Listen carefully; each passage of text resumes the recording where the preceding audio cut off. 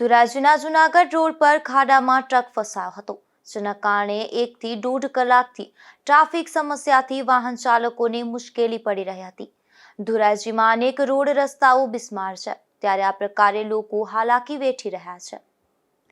ધોરાજીના Junagadh road પર ઓવરબ્રિજની કામગીરીને લઈ અને ડાયવર્ઝન અપાયું છે, પણ આ ડાયવર્ઝન વાળો રસ્તો જાણે વાહન ચાલકોને એક શ્રાપ સાબિત થયો હોય તેમાં રસ્તો બિસ્માર હોવાના કારણે રસ્તા પર કાદવ કીચડ અને વરસાદી પાણી ભરાઈ ગયા છે।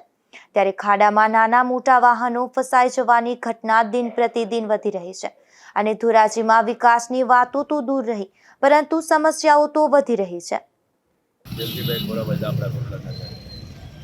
શું લઈને આવ્યા હતા, ક્યાંથી આવતા હતા, શું ઘટના બની? કચ્છમાંથી ભરીને આવતો હતો સાહેબ, અને અહીંયા વિપુલભાઈના કારખાને ખાલી કરવાની ધોરાજી, તો આપણે ધોરાજી રોડનું કામ હાલે બાયપાસ બ્રિજનું, ત્યાં હાલો આવતો હતો, વચ્ચે ગાડી હાકી જતો હતો, ઓછી તેની બેસી ગઈ છે ગાડી, તો મેં 102માં ફોન કરી દીધો છે, કોન્ટ્રાક્ટરમાં ગયો હતો તો કોન્ટ્રાક્ટર લોકો આવ્યા નથી।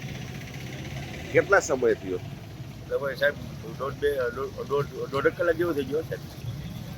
કેવી હેરાનગતિ છે અત્યારે? હેરાનગતિ સાહેબ, ટ્રાફિક જામ થઈ ગયો છે, આગળ પાછળ ટ્રાફિક જામ થઈ ગયો છે, ગાડી નીકળે એમ નથી, જેસીબી સિવાય છે સાહેબ નીકળે એમ નથી ગાડી।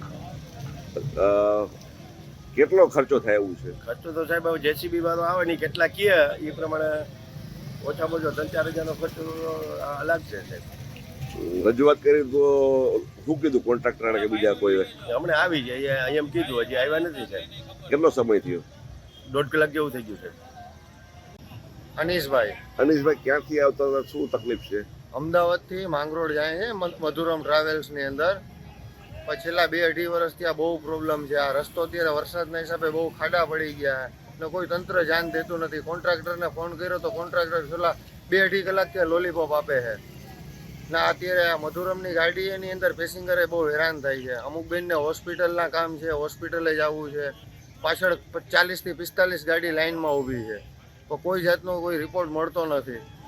બધાને ફોન કરીએ તો કે ચાલો હમણાં 15 મિનિટમાં આવે, 20 મિનિટમાં આવે છે, તો પાછળ બહુ ટ્રાફિક મોટું થઈ ગયું છે।